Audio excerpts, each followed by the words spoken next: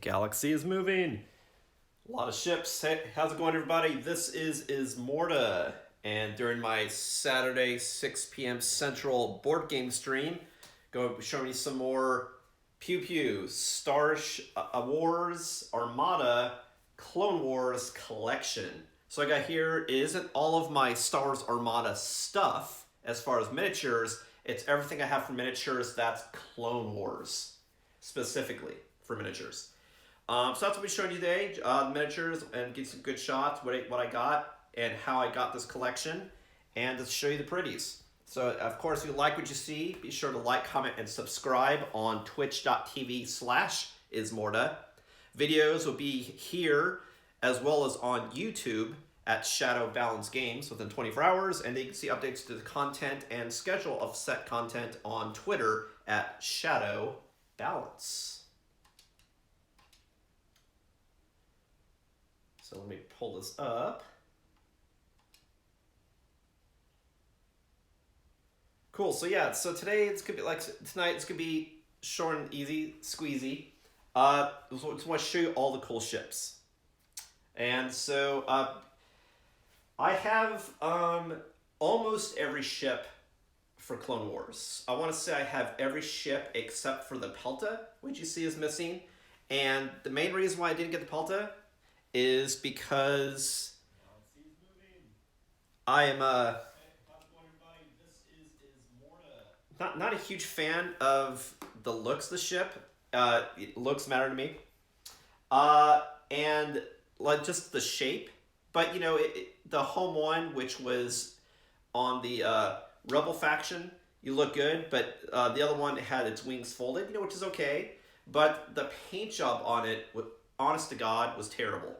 And it wasn't the color choice, it was getting the looks with the lines. And I'm sorry, they're just deals with breaker. Like I said in a previous stream, you can have a dirty look to some of these ships, which is fine because that shows wear and tear. But to have the core paint job not even in the lines, that looks bad. Where if it's a little bit of wrinkled or something, that's fine because that's showing, you know, that age or wear. Like you could show it getting worn away, but not getting painted where it's not supposed to go, right? Anyway, so I have every ship except the Pelta. So that's why you see one less ship here. I'm actually thinking about getting a second of the Venator you see here, just because thematically there were two in the lore and stuff. But I don't know, I'll think about it. To be honest, I have so many ships, it's not like you could fill everything at once anyway. You have to pick and choose, which is kind of cool, so you can tailor make your own. And honestly, for point value, I'd probably use less of these guys with this anyway to field these two bigger ships and have less squadrons. These guys probably have more squadrons anyway. But anyway, let me show you the goods. So what I got, how I got set up here. Of course, I'll zoom in and get you some closer shots. Is we got this is the Galactic Republic, and this is the Separatist Army. And I have everything divided up kind of the same way. I have the biggest ships to the smaller ships for the fleets. And then in the center, I have the bombers for squadrons, followed by the high damage fighters, followed by I call the Jedi fighters. Either Jedi or have special abilities. And then followed by the core fighters. That's your bread and butter, shoot, low hit points, blah. So that's sort of the makeup, so you can sort of see where stuff is. So how I built this was I got, you see, one of every expansion ship except for the Pelta, and then I got two of each of the starter fleets for each faction.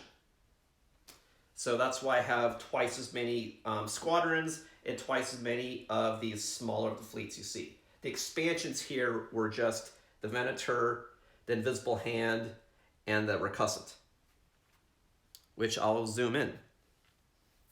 And what's cool, like, if not familiar, nothing plays the same. The ships not only have different abilities, different ability to command systems and squadrons, but they also shoot differently. Like, for example, if you just look at the recussant versus the invisible hand is like what you think of a typical battleship. It's up Necros. That it has all of its guns, most powerful guns from the side, but has some good firepower in the front. Whereas recussant's the opposite. It has most of its firepower in the front, but some good shots on the side. What they have in common is you want to get that firing arc.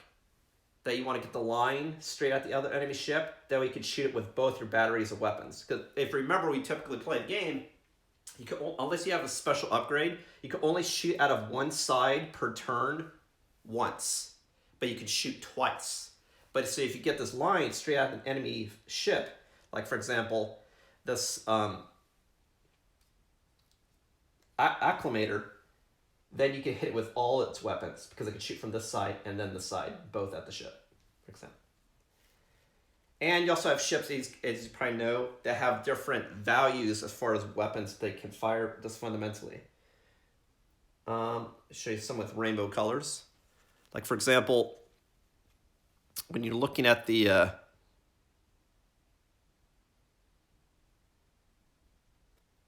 Venator, these dots here show what type of dice you roll. And what's that important is it's not only how many dice you roll, how many different those diamonds you see, but the colors. The colors shoot at different distances. So the closer you get, the more of those colors you can use. It also means if someone's really far away, you want to hit somebody, you want to make sure you have those farther colors. So it depends how you're playing with that too. You could have a really damaging assault in the front, but if you're too far away, it doesn't matter. That's what's interesting, for example, like these ships. And I'll zoom in with the camera and do a flyby so you can see closely. When you see these ships, yeah, they only have not many shots in the front, but they're small, so you can fill a bunch of them. And they shoot 2 red each. So if you're flying fast, you're shooting 4 reds at range with these fast ships. So you can do a lot of pot shots and avoid the enemy. Whereas, let me see, do I have an example of, well, and both of these ships here, the Venator and the Invisible Hand, let's pick a different ship to show you some different shit, is they both have ignition weapons. How do you know it has ignition is this symbol right here that you see next, that's separate from the normal fire you see in the center. This number to the right is it's your shield value. That's the hull value. This, if you have that symbol here with separate diamonds, that's your ignition weapon. The ignition weapon is a special card that you attach if you use it. And that's basically, you can use that in addition to your weapon you're shooting, which has special things that it does. Like I forget what the ignition weapon is of the Invisible Hand off the top of my head, but for the Venator, like I explained in my previous stream, you basically are shooting this super laser out of the hull, out of the hangar bay of your ship when you're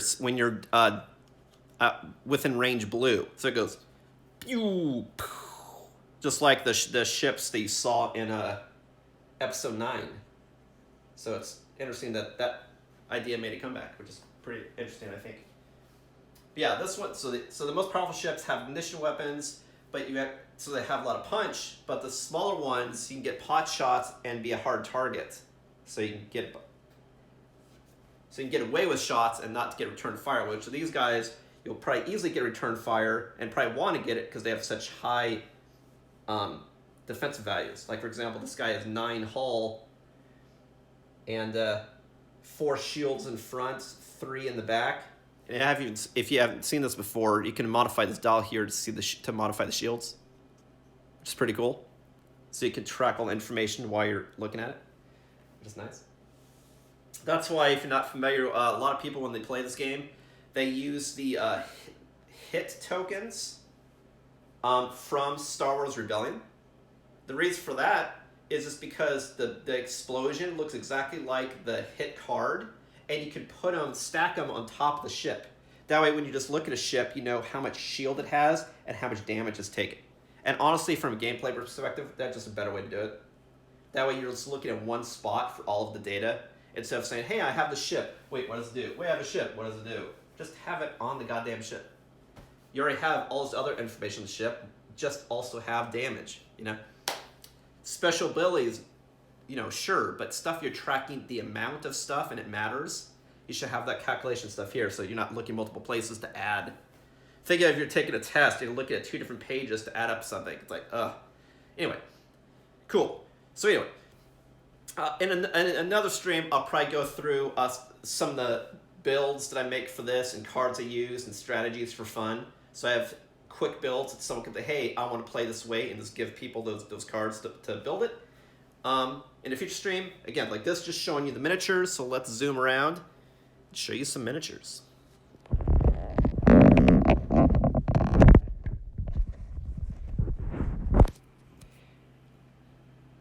All right, so first up we got here in the bookends, we got the Consular class Charger C-70. This is like the precursor to the Curling Corvette, as you see. That's why it looks very similar and shoots similar.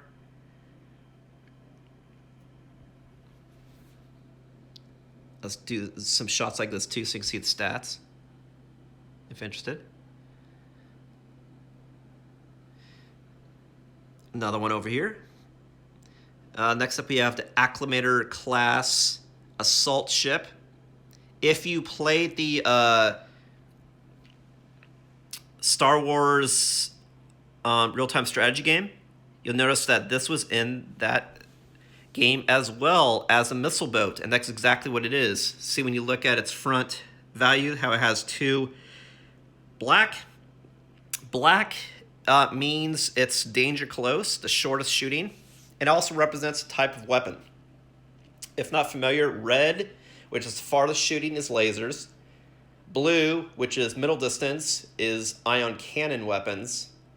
And black, which is closest distance, is missile weapons. So whenever you see any upgrades that you have for any of these cards, or that affect these different colors, they'll keep that same theme. They'll say, oh, you're doing something with a laser, or doing something special with an ion weapon, or doing some special, some sort of concussion weapon, like a missile or a bomb or something.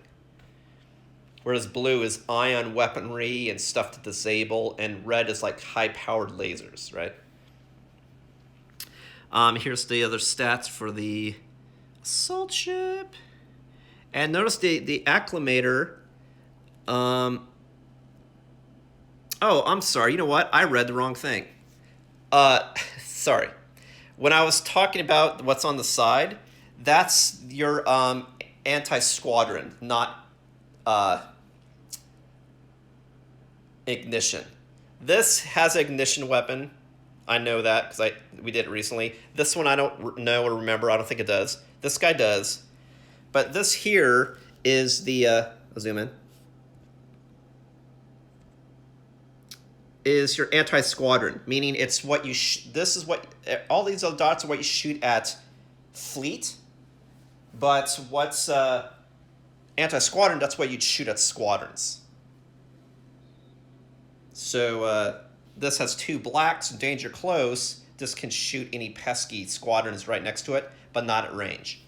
Whereas here, when you're looking at the Venator 2, it's got a blue, so it can shoot at range a little bit farther than its neighbor here. So this is the Venator 2 class Star Destroyer. And each of these builds have 2 sides to this graphic card showing different variants of the ship. You have a standard one and a more powerful version.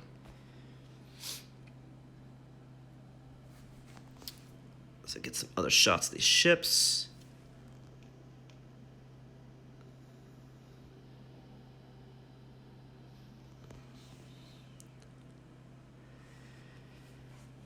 And then, of course, we got more acclimators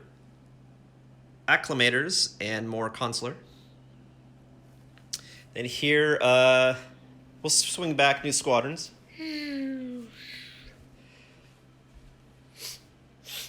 All right, so from the side here, we have the Hard Cell class battle refit, which looks like a flying battery. And it's kind of what it is. It's got a lot of hull and really good forward flak, actually. 3 red. But its shots from the side are garbo, whereas the consular was kind of more rounded.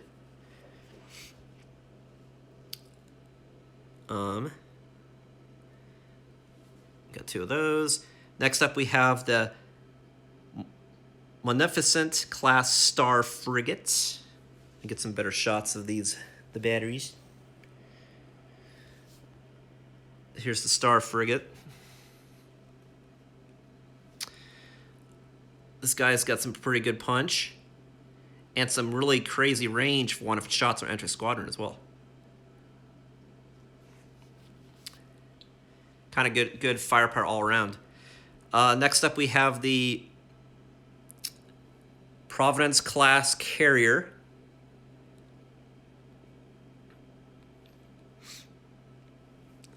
It's got pretty decent weapons in the back, monster weapons in the front and sides, as you see, a lot of dice.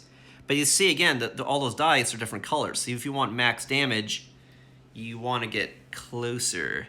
Get a little closer. All right. And don't worry, I'll do frontal shots as well. I'll do that when I do the flybys for squadrons. Over here we got another recussant. I'm sorry, the first recussant. This is the recussant class light destroyer.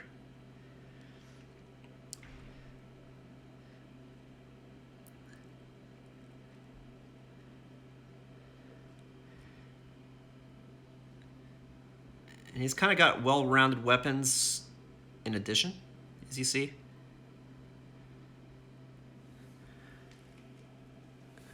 But he's very, reminds me of like a Mimitar ship from EVE Online. It's very skinny. Or like a medical frigate. It's very slim.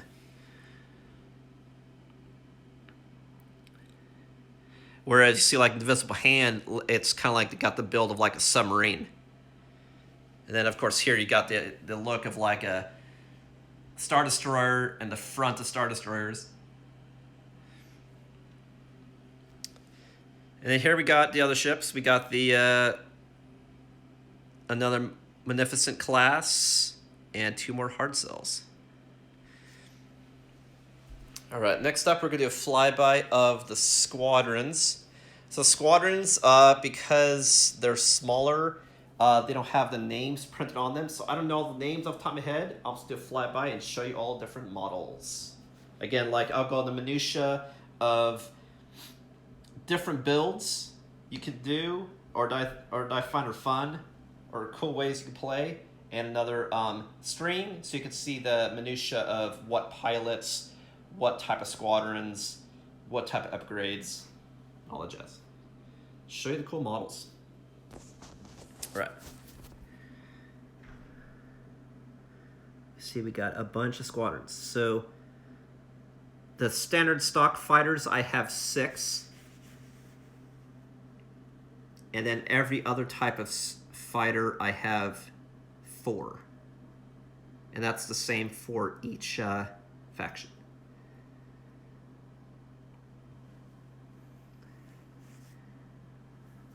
You see here, these are the Y-wings. And on the sides here, you see that look like little triangles. Those are the Jedi starfighters.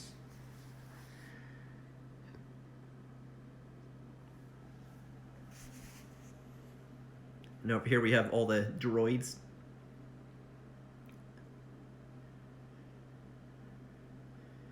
These starfighters you see here, that have the front with the cockpit way in the back, those are the ships that like Grievous is one of the pilots for.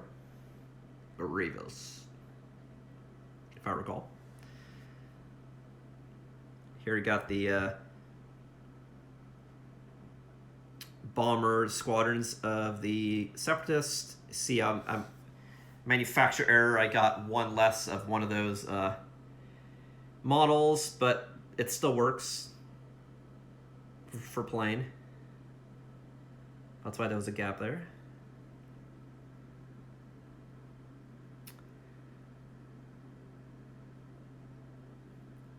And here's the fronts of the fleets.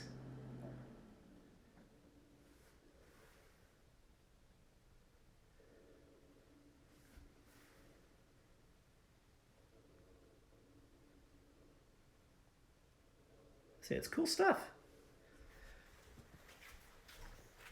Just the eye candy of it. This moving cool stuff on the board. Pretty awesome.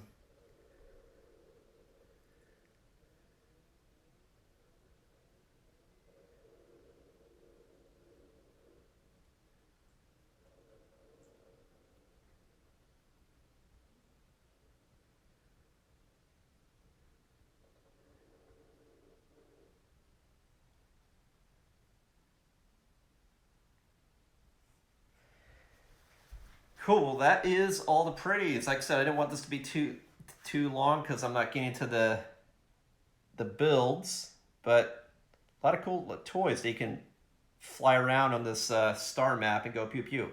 So hope you like what you see. Be sure to like, comment, and subscribe here on twitch.tv/Ismortah. And yeah, again, this is Star Wars Armada, my Clone Wars complete collection. Hope you enjoyed. Again, this is Ismortah, and I'll catch you next time.